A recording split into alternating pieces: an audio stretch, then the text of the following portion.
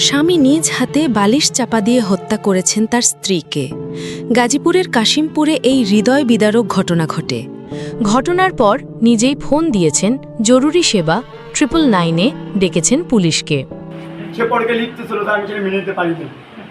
আমার ফাঁসি যেন হয় স্যার।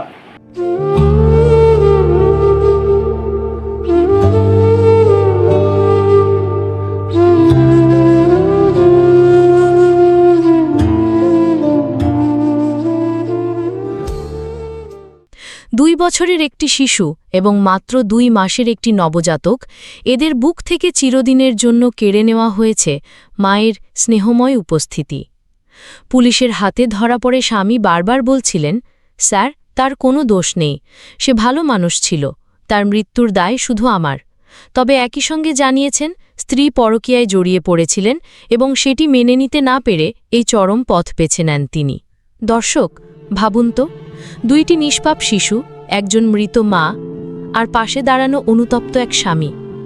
ঘটনার পরপরই 2 বছরের শিশুটি মৃত মাকে জড়িয়ে ধরে বারবার ডাকছিল, মা, মা, কিন্তু কোনো সাড়া মেলেনি।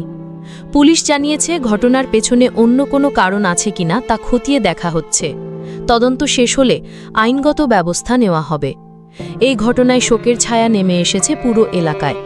মানুষ বলছে একটি মুহূর্তের ক্রোধ ভেঙে দিয়েছে একটি পরিবার আর নিঃশেষ করে দিয়েছে 2টি নিষ্পাপ শিশুর ভবিষ্যৎ।